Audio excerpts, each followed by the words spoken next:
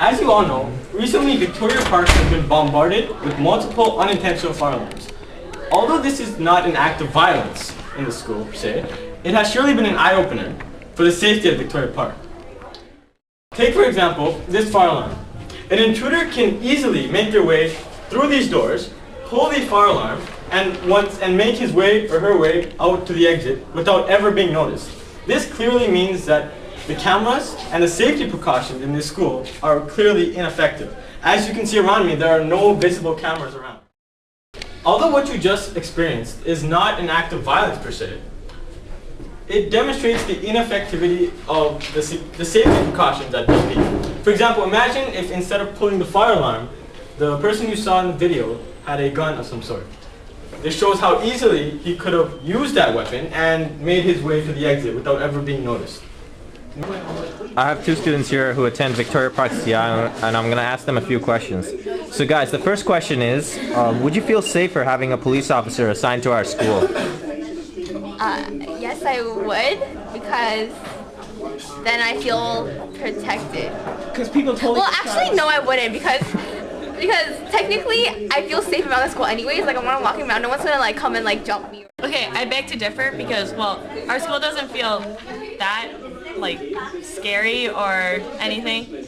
But the thing is, like, same point as Dane kind of, because like it doesn't really make that much of a difference. But then at the same time, that's why I wouldn't feel more safe, because if you have a whole group of people and then there's only one police officer, he can only like take down so many people at once, right? So Good point, good point.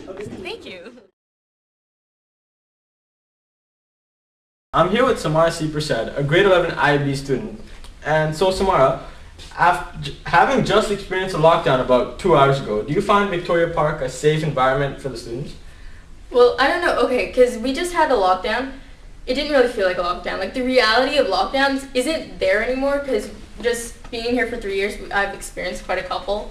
And I mean, like, a couple weeks ago, there was like 5 fire drills. So even things like lockdowns and fire drills, which you know are like a life threat of some sort, it doesn't set in that your life is threatened. So the reality of it is just not there. So it's just part of BP life, I guess.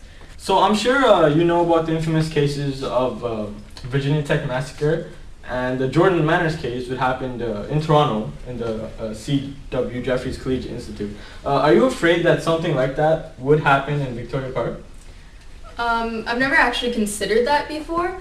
I guess one of the really good things about Victoria Park going into lockdown all the time is that even if there's just the notion in the school that maybe a gun or a threat of some sort is within the vicinities, we automatically go into lockdown. The problem with many schools is that there's many points of entrance and exit. This school, in particular, Victoria Park, has exit 12. This exit is not used to enter or exit by many students. We discovered in this exit there is a item blocking the door, making it accessible to enter from the outside. This could have been set by someone who is visiting the school and had plans to create a problem within the school. Also in exit 12, there are no visible cameras to capture an intruder entering the school. The only camera is within the hallway as soon as they've already entered.